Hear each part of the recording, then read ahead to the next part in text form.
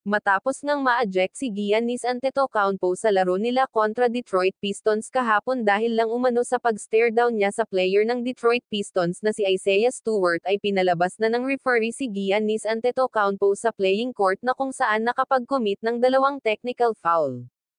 Pero today sa game nila kontra Indiana Pacers ay inilabas ni Giannis Antetokounmpo ang galit niya sa pagkaka-eject niya kahapon.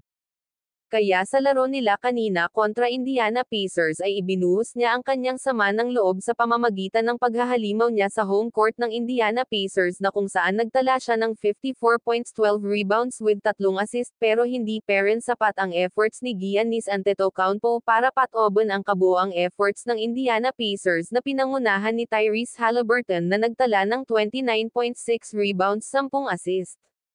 Benedict Mathurin nagtala ng 26 points 11 rebounds 2 assists. Miles Turner nagtala ng 21 points, Bruce Brown nagtala ng 11 points. Buddy Hield nagtala ng 11 points at Andrew Nembhard nagtala ng 10 points.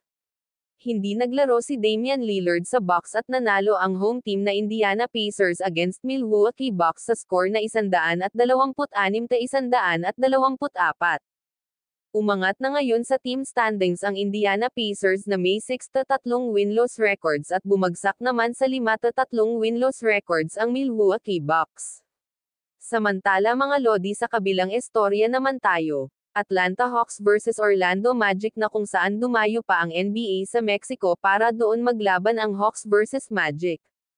Dikit ang kanilang labanan at palitan ng lamang sa dulo pero sa huli tinalo ng Atlanta Hawks ang Orlando Magic sa napakadikit na laban sa score na 120-111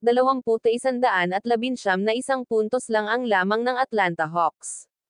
Nanguna sa Atlanta Hawks si Trae Young na nagtala ng 41 points 8 assists 5 3-points made. Jalen Johnson nagtala ng 19 points 9 rebounds at sa Orlando Magic naman nagtala ng 21.7 steals 4 na 3-points made si Jalen Suggs.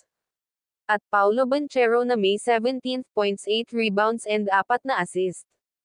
Umabanti na ngayon ang kartada ng Atlanta Hawks sa team standings na may 5-3 win-loss record at bumagsak naman ang Orlando Magic sa 4-4 na win-loss records. Sa ibang balita naman mga lodi matapos ang trade ng Philadelphia 76ers kay James Harden. Nangunguna na sa team standings ang Philadelphia 76ers sa Eastern Conference at nagpahayag na sa media si The Process Joel Embiid sa kanyang saloobin against James Harden.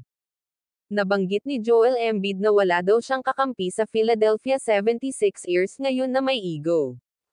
Alam na natin kung sino ang pinapatamaan ni Joel Embiid. Maganda ngayon ang opensa ng supporting cast ng Philadelphia 76ers sa katauhan nila Tyrese Maxey at Tobias Harris, leading ngayon ang Philadelphia 76ers sa Eastern Conference na may 7th na isang win-loss records matapos nilang matalo ngayon ang Detroit Pistons sa score na 114-106 na kung saan nagtala si Tyrese Maxey ng 29 points 10 assists and 4 steals.